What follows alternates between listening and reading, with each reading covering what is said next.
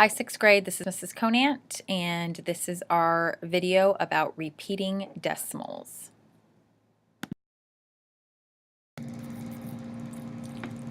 Okay, we're going to start with just a quick little review. So here's an equation. We have 3 divided by 8, and I hope that when you look at this, the first thing you recognize is that, well, we can't do this equation as it's written. So you are going to need to add a decimal point, and you're going to need to annex some zeros.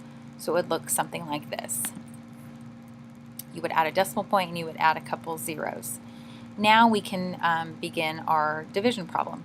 So first thing is we would move our decimal point up into the answer, and then can start dividing. So 8 cannot go into 3, but 8 can go into 30. So our answer is going to start right there. So 8 goes into 30 3 times. Okay, this very quickly gave us our answer. Sorry, I didn't realize how quickly it would do that.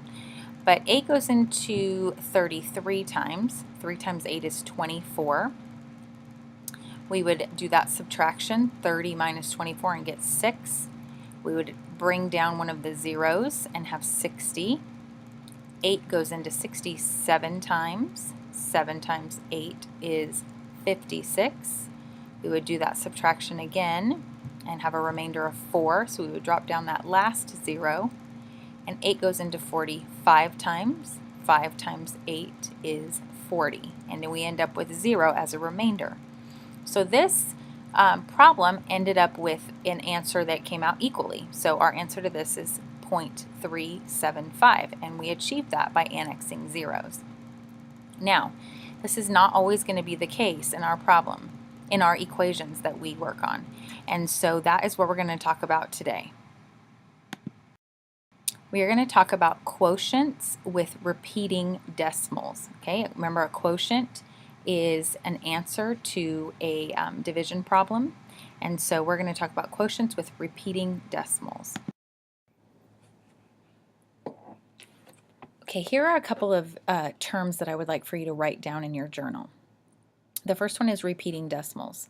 So repeating decimals are decimal quotients or answers with one or more digits that repeat endlessly. So that should be familiar to you. Hopefully that you saw those in 5th grade when you did division. But it's where you have an answer to a division problem where it just keeps going on and on and on. Maybe it's 3, 3, 3, 3, 3, 4, 4, 4, 4, 4, 5, 5, 5, 4, 5. But there's no end in sight. You keep getting the same remainder over and over again, and you keep having to divide into the same number. So that is a repeating decimal. The next couple of terms I want you to write down are non-terminating, non-repeating decimals. So that would be a decimal quotient or an answer, decimal quotients that do not have a repeating pattern, and they do not end with a remainder of 0. So these are going to be decimal quotients that just keep going on and on and on and on. The numbers do not end, but there's no pattern to the numbers. And we're going to see examples of both of those as we work through this video. Let's take a look at this equation right here. So we have 10 divided by 3. So 3 goes into 10 3 times. 3 times 3 is 9. Okay, we have a remainder of 1. And so we do not want to just leave remainders here. So we want to keep going. So we're going to annex some zeros. So we're going to add a decimal point both to the dividend and to the answer. And we're going to annex a 0. So we're going to drop that 0 down, and now 3 goes into 10 3 times. 3 times 3 is 9. 1 for a remainder.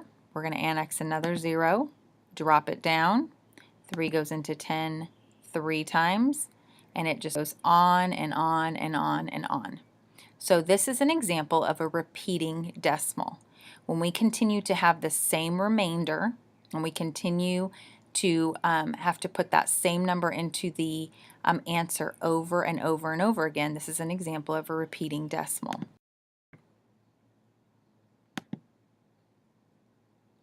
So here is our repeating decimal from our equation, 3.333, and it just goes on and on and on. Well, the way that you can write that is you can write that equation, you can write that quotient by putting 3 decimal point then another 3, and a line over that 3.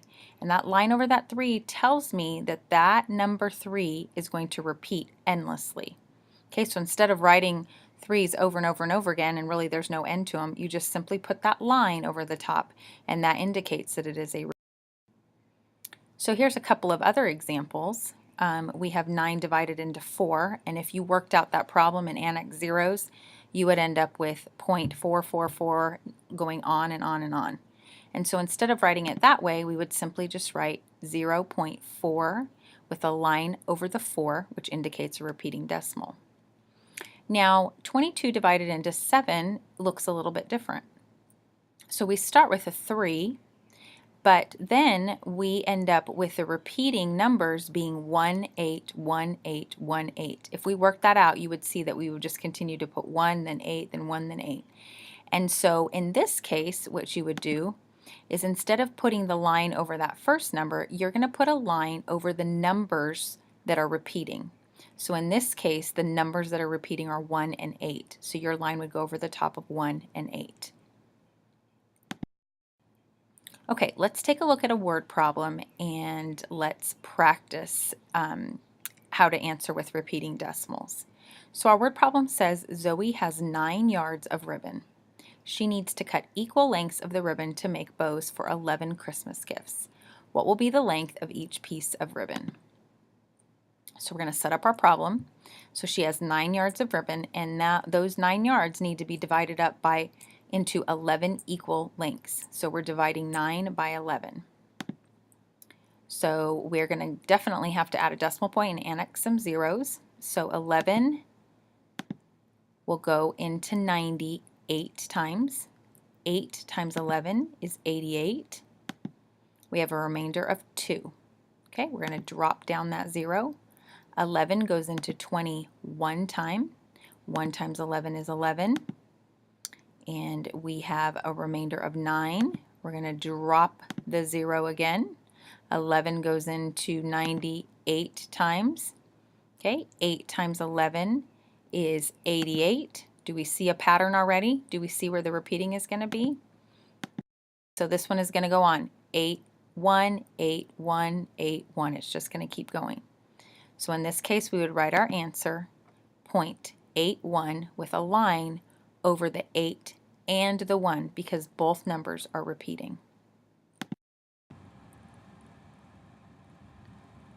Okay, so we're going to take a look at another type of equation. And this equation is going to be one that will have a non-terminating, non-repeating quotient. That means that the quotient or the answer is going to be non-terminating. That means it's not going to end. It's just going to keep going on and on and on. The numbers will just keep going on and on. However, those numbers won't repeat in any way. There won't be any type of pattern. So we're going to practice what we do with those types of problems. And this is a great problem to do it with. So this problem says in 1924, Rogers Hornsby went to bat 536 times. He hit the ball 227 times. What was his batting average?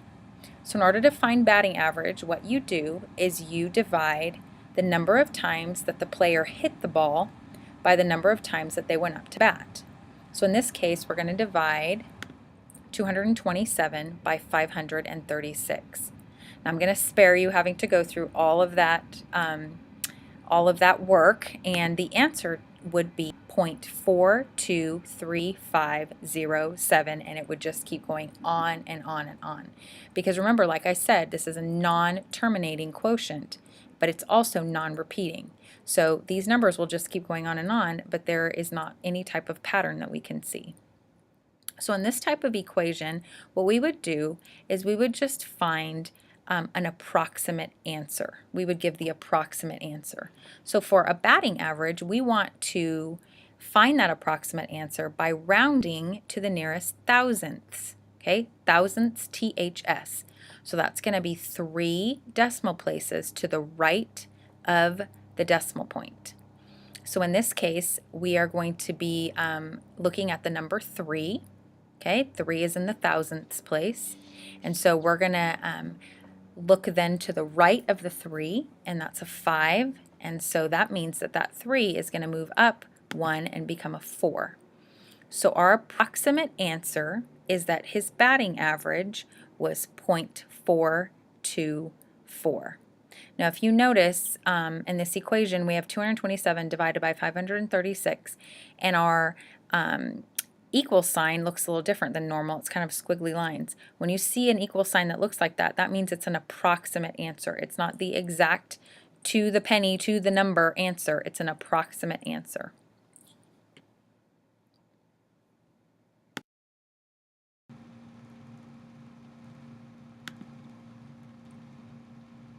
Okay, here is a non-repeating, non-terminating equation that I would like for you to practice doing. Go ahead in your journal, I would like for you to write out this equation, 52 divided by 7, and I'd like for you to round your answer to the nearest thousandths, okay? Thousandths, THS. And remember, that is 3 places to the right of your decimal point. Okay, go ahead and pause the video and work out this equation.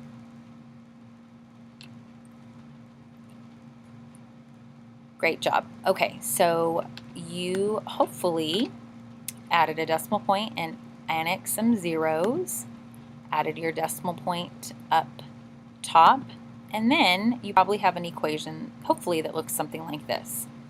So your answer ended up at 7.4285. Okay, so if you're going to round to the nearest thousandth, which is the 3rd place value to the right of that decimal point, that means that you need to go 1 place value beyond there. Okay, your answer needs to be 1 place value beyond there before you can actually round. Okay, so in this case we had 7.4285. We're rounding to the nearest thousandths. The 8 is in the thousandths place. So we look over to that 5. Okay, so that means that the 8 is going to go up. Okay, so your estimated answer, or your approximate answer, I should say, is 7.429.